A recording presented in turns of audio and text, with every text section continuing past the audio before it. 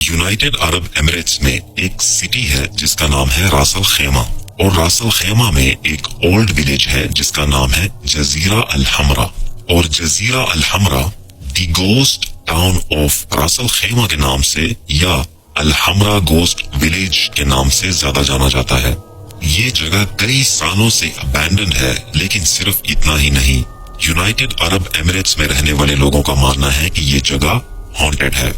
रास अल खैमा में आपको कई लोग ऐसे मिलेंगे जो आपको बताएंगे कि इस जगह पे जाने वाले कई लोग पोजेस्ड हुए और आज तक ठीक नहीं हो पाए। लोगों का मानना है कि इस जगह पे एक या दो जिन नहीं, बल्कि ये पूरा एरिया जिन्नात के कब्जे में है, और यहाँ से जब कोई पोजेस्ड हो जाता है तो उसके पीछे एक नहीं बल्कि जिन्नों का पूरा खानदान उसके पीछे पड़ जाता है। इस जगह के आसपास काफी डेवलपमेंट हुई, लेकिन आप ये देख के हैरान होंगे कि ये जगह अभी भी वैसी की वैसी ही अबैंडन्ड और हॉन्टेड है।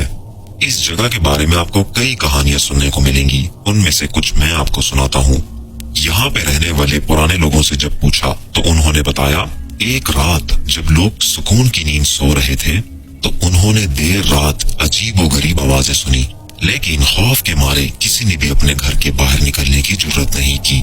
सुबह उठ के जब उन्होंने देखा तो मस्जिद के पास उनको कुछ जानवरों की हड्डियां मिली जो उन्होंने इससे पहले कभी नहीं देखी थी। लोग कुछ अरसा खौफ और हैरान रहे, लेकिन आहिस्ता आहिस्ता ये खौफ उनके दिलों से निकल गया।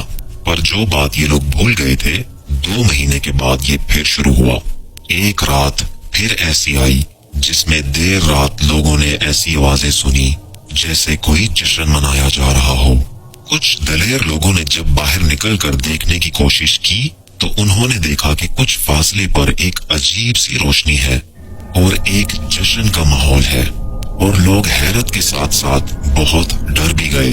और उनमें से 2 लोग जो ज्यादा बहादुर थे उन्होंने करीब जाके देखने की कोशिश की, लेकिन वो शदीद बीमार और खौफ की कैफियत में वापस आए और वो वाकया बयान करने की हालत में नहीं थे। और वो दोनों नौजवान 3 दिन बीमार और मदहोशी की कैफियत में रहने के बाद इस दुनिया में नहीं रहे।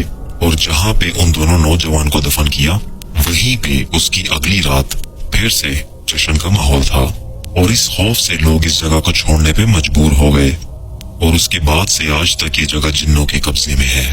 और इसी तरह इस जगह के बारे में और भी कुछ कहानियां हैं। अगर आप सुनना चाहते हैं तो कमेंट्स में जरूर बताएं।